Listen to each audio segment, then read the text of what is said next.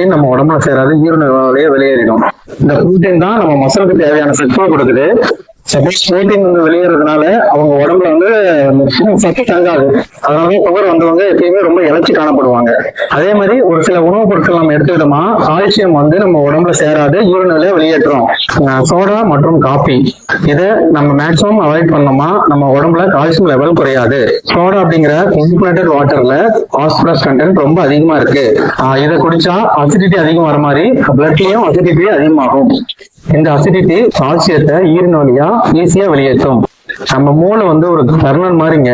உள்ளத்தில் நல்ல உள்ளம் உறங்காதென்பது வல்லவன் வகுத்ததடா கர்ணா, வருவதை எதிர்கொள்ளடா. ஜோற்று கடன் தீர்க்க சேராத இடம் சேர்ந்து பஞ்சத்தில் வீழ்ந்தாயடா கர்ணா, பஞ்சகன் கண்ணனடா கர்ணா, பஞ்சகன் கண்ணனடா. உள்ளத்தில் நல்ல உள்ளம் உறங்காதென்பது வல்லவன் வகுத்ததடா கர்ணா, வருவதை எதிர்கொள்ளடா.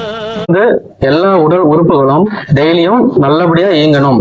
மூளைக்கு அதை தவிர வேற எதுவுமே தேவையில்லை. அது வந்து பாடுபடுறதெல்லாம் நம்ம உடல் உறுப்புகள், நம்ம உடம்பு வந்து என்னைக்குமே சரியா இயங்கிட்டு இருக்கணும், எந்த ஒரு குறைபாடுமே வரக்கூடாது. அதனால அது மேக்சிமம் வந்து சரி பண்ண பார்க்கும்.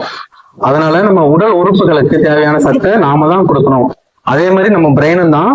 பிரெயினை என்ன நினைக்கும் அப்படின்னா எல்லா உடல் உறுப்புகளும் வந்து ஒழுங்கா இயங்கணும், எக்காரணத்தை கொண்டும் எதுவுமே தடைப்படக்கூடாது அப்படின்னு தான் பிரெயின் வந்து கண்ட்ரோல் பண்ணுது.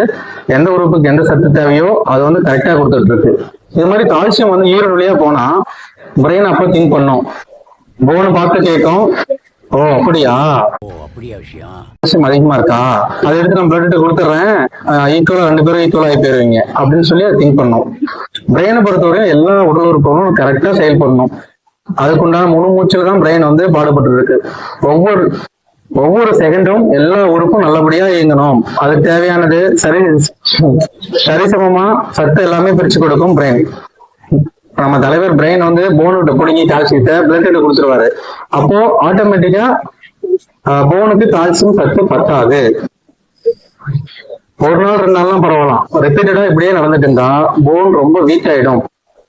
அதனாலதான் ஒரு சில பேஷண்ட் கீழே விழுந்த உடனே போன் கிராக் ஆயிடுது. அதே மாதிரி நல்ல விரும்ப ஸ்ட்ராங்கா இருந்தா அவங்க கொஞ்சம் ஹைட்ல இருந்து விழுந்தாலுமே போன் நல்லா இருக்கு. ஏஜ் ஆனவங்க எல்லாம் பாத்ரூம்ல ஈஸியா வலி கொடுத்துருவாங்க, அவங்களுக்கு இன்ஜாயின் ஃபிராக்சர் ஈஸியா ஆயிடுது. இதெல்லாமே வந்து கால்சியம் வீக்னஸ் தான் இருக்கு.